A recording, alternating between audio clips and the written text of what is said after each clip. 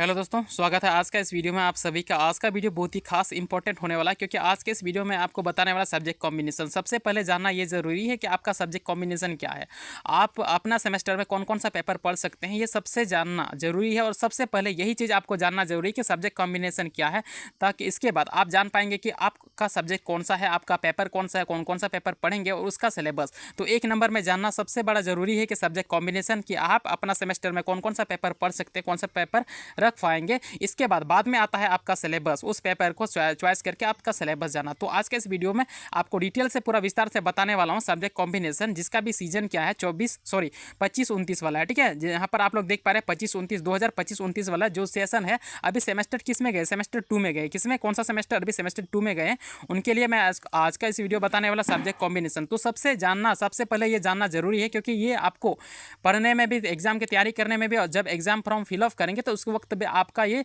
चीज़ आएगा। तो कि भरने के लिए आपको बोला जाएगा, जब आपको ये पता नहीं है कि सब्जेक्ट कॉम्बिनेशन क्या है, कौन सा पेपर पढ़ना पड़ेगा, कितना पेपर पढ़ना पड़ेगा, ये चीज़ आपको पहले से अगर मालूम नहीं होगा तो फिर दिक्कत होगा, क्योंकि आप भर नहीं पाएंगे, तैयारी नहीं कर पाएंगे तो फिर प्रॉब्लम होगा। इसलिए वीडियो को स्किप मत कीजिए, मैं पूरा डिटेल से विस्तार से बताऊंगा। यहाँ सीजन कितना है 25-29 वाले स्टूडेंट के लिए जो अभी सेमेस्टर 2 में गए। तो आप लोग ध्यान से देखिए, स्किप मत कीजिए, अदरवाइज आप ही को प्रॉब्लम होगा, क्योंकि आप पूरा सब्जेक्ट कॉम्बिनेशन नहीं देख पाएंगे कि आपको कौन सा पेपर पढ़ना पड़ेगा और कितना पेपर पढ़ना पड़ेगा। इसलिए स्किप मत कीजिए, ध्यान से देखिए। तो चलिए आज के इस वीडियो में आपको बताने वाला हूँ सीजन 25-29 वाले स्टूडेंट के लिए जो अभी सेमेस्टर 2 में आए हुए हैं। आपका सब्जेक्ट कॉम्बिनेशन पूरा डिटेल से बताएंगे विस्तार से, बस आप स्किप मत कीजिए। तो जैसे कि आप लोग यहाँ स्क्रीन पर देख पा रहे होंगे कि सिद्धो कान्हू मुर्मू यूनिवर्सिटी दुमका, तो उनके लिए खास है क्योंकि जिसका भी कॉलेज है एसकेएमयू अंडर के, एसकेएमयू यूनिवर्सिटी के अंडर में आता है, सिद्धो कान्हू मुर्मू यूनिवर्सिटी के अंडर में जिसका कॉलेज आता है उनके लिए है। ठीक है, इससे पहले जो भी सेशन चला था 22-26 है, 23-27 है, 24-28 है, तो उसमें सब्जेक्ट कॉम्बिनेशन अलग है। ठीक है, अभी जो है 25-29 वाला, ठीक है, ये 25-29 वाला सब्जेक्ट कॉम्बिनेशन और सिलेबस कुछ चेंज कर दिया गया है, इसलिए मैं यहाँ पर 25-29 बोल रहा हूँ। तो जो भी स्टूडेंट है 25-29 वाले सेशन के हैं और जिसका सेमेस्टर 2 है, सिद्धो कान्हू मुर्मू यूनिवर्सिटी के अंडर में उसका कॉलेज आता है, तो उनके लिए खास है। आप लोग ध्यान से देखिए क्योंकि ये जानना जरूरी है आपका सब्जेक्ट कॉम्बिनेशन। स्किप मत कीजिए, प्रॉब्लम अदरवाइज हो सकता है। तो यहाँ पर देखिएगा क्या है आपका मेजर पेपर जो है, क्या मेजर पेपर 2 आपने सेमेस्टर 1 में मेजर 1 पढ़ा था। ठीक है, तो यहाँ पर मेजर 2 आपको पढ़ना पड़ेगा किसमें, सेमेस्टर 2 में। अभी सेमेस्टर 2 में आप आ गए हैं तो सेमेस्टर 2 में आपको पढ़ना पड़ेगा। यहाँ पर आपको पता है कि सेमेस्टर जो मेजर पेपर है वो तो खास आपको पता ही है। ठीक है, जो 1 में रखे थे वही आपका मेजर पेपर है। तो मेजर पेपर 2 पढ़ना पड़ेगा किसमें, आपको सेमेस्टर 2 में मेजर पेपर 2 पढ़ना पड़ेगा। तो इसमें से जो भी आपका मेजर सब्जेक्ट है, हिस्ट्री है आपका, जियोग्राफी है, पॉलिटिकल साइंस है, जो भी सब्जेक्ट है, संताली, हिंदी, अंग्रेजी, जो भी आपका मेजर सब्जेक्ट है, ये चीज़ तो आपको पता ही है। ठीक है, ये इसमें कोई कंफ्यूजन वाला बात नहीं है क्योंकि मेजर सब्जेक्ट सभी स्टूडेंट को पता होता है कि अपना मेजर सब्जेक्ट क्या है। तो यहाँ पर बात करें तो क्या बोलता है, प्रायोगिक विषयों में 15 अंक की आंतरिक परीक्षा, 25 अंक की प्रायोगिक परीक्षा और 60 अंक की बाहरी परीक्षा, आंतरिक प्रायोगिक परीक्षा कॉलेज में ही ली जाएगी। कहने का मतलब क्या हुआ, जो भी आपका क्या है मेजर पेपर है, मेजर पेपर 2, सॉरी यहाँ पर क्या है मेजर पेपर 2, मेजर पेपर आपका जो 2 होने वाला है, जो सब्जेक्ट, अगर आपका प्रैक्टिकल सब्जेक्ट है, प्रैक्टिकल सब्जेक्ट मेजर पेपर है, तो आपका उसमें से कितना क्या बोला जाता है, 15 नंबर का आपका प्रैक्टिकल लिया जाएगा। ठीक है, 15 नंबर का प्रैक्टिकल, 25 नंबर का इंटरनल असेसमेंट लिया जाएगा कॉलेज के थ्रू, और 60 नंबर का आपका क्या लिया जाएगा, आपका 60 नंबर का यूनिवर्सिटी एग्जाम लेगा। ठीक है, ये रिटर्न एग्जाम होता है तो यूनिवर्सिटी 60 नंबर का लेगा, 15 नंबर का प्रैक्टिकल होगा, 25 नंबर का इंटरनल असेसमेंट होगा। तो आपका जो भी सब्जेक्ट है, आपको तो पता होगा जो भी सब्जेक्ट आपका क्या है मेजर है, मेजर पेपर है मेजर 2, जो मेजर सब्जेक्ट है आपका, अगर प्रैक्टिकल वाला है तो प्रायोगिक वाला है तो आपका प्रायोगिक होगा। और जिसका भी सब्जेक्ट क्या है, जैसे मान लीजिए हिंदी हुआ, संताली हुआ, इंग्लिश हुआ, तो इसमें से क्या होता है, इसमें प्रैक्टिकल एग्जाम नहीं होता, तो डायरेक्ट इसमें इंटरनल असेसमेंट लिया जाता है। क्या लिया जाता है, इंटरनल असेसमेंट लिया जाता है, आंतरिक परीक्षा होता है। तो उसमें क्या होता है 75 नंबर का यूनिवर्सिटी लेगा, अगर आप नॉन प्रैक्टिकल वाला आपका मेजर सब्जेक्ट है तो 75 नंबर यूनिवर्सिटी लेगा, और 25 नंबर इंटरनल असेसमेंट लिया जाएगा, कॉलेज के प्रोफेसर के थ्रू लिया जाएगा। तो ये जानना भी बहुत जरूरी है दोस्तों, जब भी कॉलेज में इंटरनल एग्जाम होगा उसमें सेलेक्ट होना आपको बहुत जरूरी है, अटेंड होना बहुत जरूरी है। अदरवाइज आप क्या करेंगे, 75 में से 75 भी रिटर्न एग्जाम लाए, अगर इंटरनल में एब्सेंट हो गए तो आपको फेल कर दिया जाएगा। तो इस चीज़ को ध्यान में रखिए। आपका कॉलेज में जो भी कॉलेज है, आप अपने कॉलेज ग्रुप में कनेक्ट करके रखिए, ताकि जैसे भी इंफॉर्मेशन वहाँ से आए एग्जाम लेने के लिए तो आप उसमें अटेंड होना जरूरी है। 25 में जितना भी कुछ भी लिख पाए तो बस आपको अटेंड होना जरूरी है, अदरवाइज आपको फेल कर दिया जाएगा। ये जो भी इंटरनल लिया जाता है, इंटरनल एग्जाम या प्रैक्टिकल एग्जाम जो भी कॉलेज में लिया जाता है, ठीक है, इसको वैसे आसानी मत मानिए, ये बहुत ज़रूरी है। तो ये तो अपना कॉलेज का है, अलग अलग कॉलेज में अलग अलग डेट निकाला जाता है, तो बस अपने कॉलेज से आप लोग कांटेक्ट करके रखिएगा। तो ये समझ में आ गया होगा। इसीलिए मेजर सब्जेक्ट जो भी है आपका उसके अकॉर्डिंग टू ये होगा। ये तो सबको पता होता है अपना मेजर सब्जेक्ट। अगला सब्जेक्ट है आपका क्या है, एसोसिएटेड कोर कोर्सेस है, और आपका क्या है दूसरा है एसोसिएटेड कोर कोर्सेस, और दूसरा है आपका एसोसिएटेड वोकेशनल कोर्सेस 2। तो ये पेपर है दोस्तों आपको जो भी है, तो इसमें से आप जो पहले 1 में रखे थे एसोसिएटेड कोर रखा था, एसोसिएटेड वोकेशनल 2 पेपर था आपका, किसमें 1 में भी, इसमें भी आपको 2 पेपर मिल रहा है। इसमें 2 पेपर में से एक पेपर को आपको पढ़ना पड़ेगा। यहाँ पर आप लोग देख पा रहे हैं क्या होता है, इस पेपर में छात्रों के पास 2 विकल्प हैं। क्या है, 2 विकल्प हैं। एक है क्या, वे एसोसिएटेड कोर विषयों में से किसी एक विषय का चयन कर सकते हैं, या एसोसिएटेड वोकेशनल विषयों में से किसी एक विषय का चयन कर सकते हैं। आपको वहाँ पर ऑप्शन मिल रहा है, ठीक है, एसोसिएटेड कोर कोर्सेज में से किसी एक सब्जेक्ट चॉइस कर सकते हैं, या एसोसिएटेड वोकेशनल कोर्सेज 2 में से आप एक सब्जेक्ट चॉइस कर सकते हैं। छात्र जो भी विकल्प चुनते हैं उस विषय को क्रमशः सेमेस्टर 1, 2, 5 और 7 में पेपर 1 से 4 के रूप में पढ़ाया जाएगा। कहने का मतलब क्या हुआ, जो भी आप यहाँ पर रखते हैं एसोसिएटेड कोर कोर्स में जो सब्जेक्ट रख रहे हैं, तो वो पेपर आप सेमेस्टर 1 में जो पेपर रखे थे वो पेपर आपको 3 में पढ़ना पड़ेगा, 5 में पढ़ना पड़ेगा और 7 में पढ़ना पड़ेगा। ये पेपर पढ़ना पड़ेगा। और अब की जो आप सेमेस्टर 2 में आ गए हैं, ठीक है, सेमेस्टर 2 में आ गए हैं, सेमेस्टर 2 में जो भी पेपर आप एसोसिएटेड कोर या एसोसिएटेड वोकेशनल में से रखते हैं, जो भी पेपर सेमेस्टर 2 में, तो वो पेपर आपको सेमेस्टर 2 में पढ़ना पड़ेगा, 4 में पढ़ना पड़ेगा, 6 में पढ़ना पड़ेगा और 8 में पढ़ना पड़ेगा। तो इसीलिए आप भी डिसाइड कीजिएगा, ध्यान से देखिए कि किसी के कहने पर मत जाइए, ठीक है। आपको जो भी सब्जेक्ट इंटरेस्ट है वो सब्जेक्ट चॉइस कीजिए, क्योंकि आपको 2 में पढ़ना पड़ेगा वही पेपर 4 में, 6 में और 8 में ये पेपर पढ़ना पड़ेगा। तो ध्यान से देखिए इस चीज़ को, ठीक है। आप लोग अपने अकॉर्डिंग टू चॉइस कीजिए जो भी पेपर है। मैं अगले आपको बताने वाला हूं, क्योंकि एसोसिएटेड कोर कोर्स में आपको कौन कौन सा ऑप्शन मिल रहा है, एसोसिएटेड वोकेशनल में आपको कौन कौन सा सब्जेक्ट मिल रहा है, ऑप्शन मिल रहा है। चलिए आपको विस्तार से बताते हैं कि आप कौन कौन सा सब्जेक्ट चॉइस कर सकते हैं, ठीक है। तो चलिए दिखाते हैं आपको एसोसिएटेड कोर में कौन सा पेपर आपको चॉइस करने का ऑप्शन मिल रहा है। तो जैसे कि आप लोग यहाँ स्क्रीन पर देख पा रहे हैं क्या है, associated core and elective courses. वही बात है, एसोसिएटेड कोर जो भी आप अगर इसमें से आप रख रहे हैं, ठीक है, 2 ऑप्शन था, एक एसोसिएटेड कोर कोर्सेज था और एक एसोसिएटेड वोकेशनल कोर्सेज था 2। तो उसमें से अगर आप एसोसिएटेड कोर कोर्सेज में से रखना चाहते हैं, ठीक है, 1 में जो रखे थे एसोसिएटेड कोर वाले हैं, तो इसमें से आपको ही रखना पड़ेगा। तो इसमें से आपको बहुत सारा ऑप्शन मिलता है, ठीक है, बहुत सारा ऑप्शन मिलता है। इसमें से कोई भी आप सब्जेक्ट चॉइस कर सकते हैं, कोई भी सब्जेक्ट चॉइस कर सकते हैं। यहाँ पर क्या है, एक है आपका ancient Indian history, ancient Indian history है। इसके बाद क्या है, एंथ्रोपोलॉजी है, बैंकिंग एंड फाइनेंस सर्विस है, बॉटनी है, बिजनेस मैनेजमेंट, बंगाली केमिस्ट्री है। इसमें आपको बहुत सारा ऑप्शन मिल रहा है, ठीक है। इसमें से आपको कोई भी एक ऑप्शन चॉइस करना पड़ेगा। और अभी आप जो चॉइस करते हैं सेमेस्टर 2 में, वही सब्जेक्ट आपको सेमेस्टर 4, 6 और 8 में पढ़ना पड़ेगा, इसलिए आप ध्यान से चॉइस कीजिए।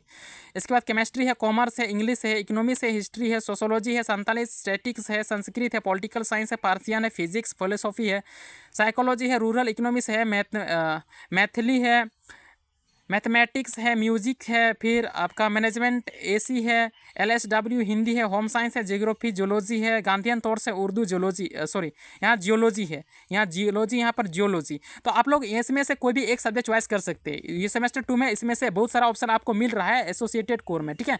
तो आप लोग इस सेमेस्टर 2 में कोई भी सब्जेक्ट, एक सब्जेक्ट इसमें से चॉइस कर सकते हैं। एक सब्जेक्ट, एक पेपर आप चॉइस करते हैं, वही पेपर आपको 4 में, 6 और 8 में पढ़ना पड़ेगा। इसलिए आप ध्यान से चॉइस कीजिएगा, किसी के कहने पर चॉइस मत कीजिए। जो भी सब्जेक्ट इसमें से आपको आसान लगता है, पेपर में अच्छा लगता है, जो इंटरेस्ट है, आप वही चीज़ चॉइस कीजिए।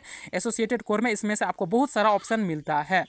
समझ गए, ये चीज़ आपको क्लियर हो गया होगा कि एसोसिएट कोर में से इतना सारा ऑप्शन आता है। तो आप लोग चॉइस कीजिए अपने अकॉर्डिंग टू। बस आप लोग कमेंट करके बता रहे हैं कि आपने कौन सा सब्जेक्ट चॉइस किया, उसके अकॉर्डिंग टू मैं आपका सिलेबस बता सकूं और उसका क्वेश्चन आंसर तैयारी करा पाऊँ, ठीक है। इसलिए आप लोग कमेंट करके बता देना कि आपने कौन सा चॉइस किया है एसोसिएटेड कोर में। आशा करते हैं ये चीज़ समझ में आएगा, एसोसिएटेड कोर में आप कौन सा सब्जेक्ट चॉइस कर सकते हैं।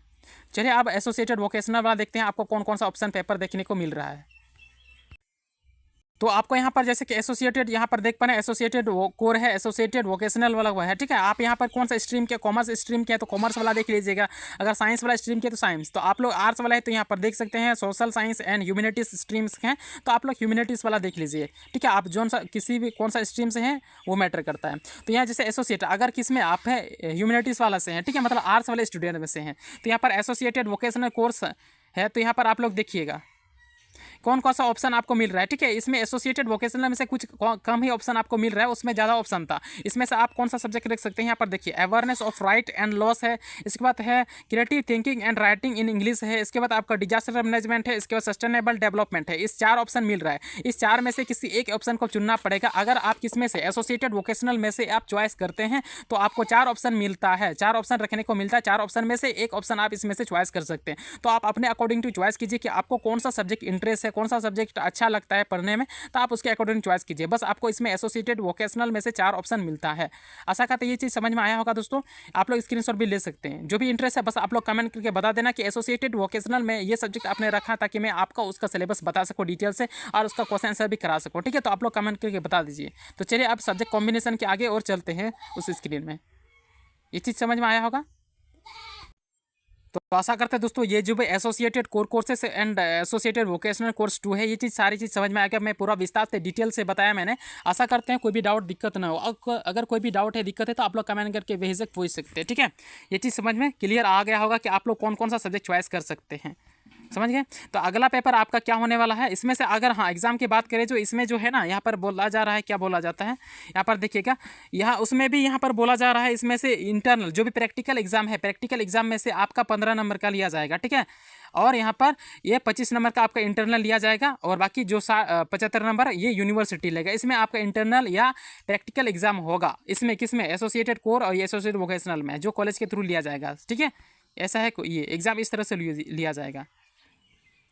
अगला है आपका एमडीसी पेपर। अगला क्या है, एमडीसी पेपर। एमडीसी पेपर में बहुत सारे स्टूडेंट को कन्फ्यूजन होता है, ठीक है। आप लोग ध्यान से देखिए, स्किप मत कीजिए, अदरवाइज प्रॉब्लम आप ही को होगा, क्योंकि आप इसको नहीं समझ पाएंगे तो फिर दिक्कत होगा, ठीक है। एमडीसी 2 में आपको क्या रखना पड़ेगा, यहाँ पर छात्र को निम्नलिखित 4 पाठ्यक्रमों में से किसी एक चुनना होगा, किसी एक को चुनना होगा। यहाँ पर क्या है, आपको यहाँ पर 4 ऑप्शन मिल रहा है, ठीक है। किसमें, एमडीसी 2 में आपको 4 ऑप्शन मिल रहा है। कौन सा ऑप्शन है यहाँ पर आप लोग ध्यान से देखिए, मैं जूम करके आपको दिखा रहा हूँ, ठीक है। एक में आपका क्या है, न्यूट्रिशन एंड हेल्थ एजुकेशन है। इसके बाद क्या है आपका, दूसरा में डिजिटल मार्केटिंग है। तीसरा में आपका introduction to Indian values and ethics है। इसके बाद 4 में आपको 4 ऑप्शन मिल रहा है, Santhal tribes and culture, Santhal tribes and cultures आपको 4 में मिल रहा है। यानी इस 4 ऑप्शन में से किसी एक सब्जेक्ट को, एक पेपर को चॉइस कीजिए, किसमें, एमडीसी के रूप में, एमडीसी के रूप में आप लोग चॉइस कीजिएगा, ठीक है। सेमेस्टर 2 वाले आप लोग यहाँ से ध्यान दीजिए कि एमडीसी 2 के रूप में आपको इन 4 ऑप्शन में से किसी एक पेपर को चॉइस करना पड़ेगा। चाहे आप nutrition and health education choice करते हैं, चाहे आप डिजिटल मार्केटिंग, चाहे introduction to Indian values and ethics, चाहे आप Santhal tribes and culture choice करते हैं। इसमें से एक सब्जेक्ट आपको चॉइस करना पड़ेगा, अपने अकॉर्डिंग टू, अपने चॉइस के अकॉर्डिंग टू, अपने इंटरेस्ट के अकॉर्डिंग टू आप इसको चॉइस कीजिए। बस आप लोग कमेंट करके बता देना कि मैंने इस सब्जेक्ट को चॉइस किया, उसका सिलेबस बताना, मैं डिटेल्स में आपका सिलेबस बता दूंगा, ठीक है। तो आप लोग कमेंट करके जरूर बताना कि एमडीसी पेपर में आपने कौन सा, इस 4 में से एक सब्जेक्ट को, कौन सा ऑप्शन को चॉइस किया। और एग्जाम की बात करें तो ये जो एग्जाम है दोस्तों, ये आपका कैसे लिया जाएगा, ये 75 नंबर का जो लिया जाएगा, डायरेक्ट यूनिवर्सिटी लेगा। इसमें से एमडीसी पेपर का आपको कोई भी कॉलेज में एग्जाम नहीं लिया जाएगा, ठीक है। कॉलेज के थ्रू नहीं होगा, डायरेक्ट ये एक बार में यूनिवर्सिटी ही एग्जाम लेगा, रिटर्न एग्जाम होगा इसका, समझ गए।